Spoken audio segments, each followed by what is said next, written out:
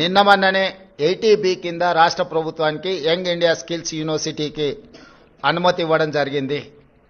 ఇప్పటి వరకు ఏ సంస్థ నుంచి కూడా తెలంగాణ రాష్ట్ర ప్రభుత్వం తన ఖాతాలోకి ఒక్క రూపాయి కూడా తీసుకోలేదు, ఇంక్లూడింగ్ అదాని. అయితే అనవసరమైన చర్చలలో తెలంగాణ ప్రతిష్ట కానీ వ్యక్తిగతంగా నా గురించి చర్చ జరగడం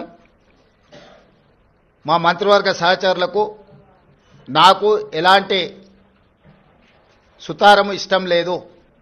అందుకే స్పష్టంగా నిన్ననే రాష్ట్ర ప్రభుత్వం తరఫున అదాని గ్రూప్ ఆఫ్ కంపెనీస్కి మా అధికారి జయేష్ రంజన్ ద్వారా లేఖ రాయడం జరిగింది.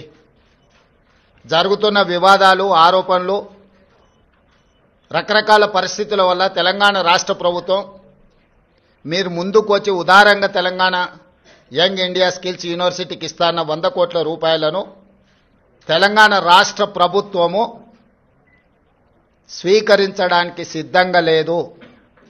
కాబట్టి దయచేసి మీ 100 కోట్ల రూపాయలను యంగ్ ఇండియా స్కిల్స్ యూనివర్సిటీకి బదిలీ చేయొద్దు అని చెప్పి విస్పష్టంగా వారికి లేఖ రాయడం జరిగింది.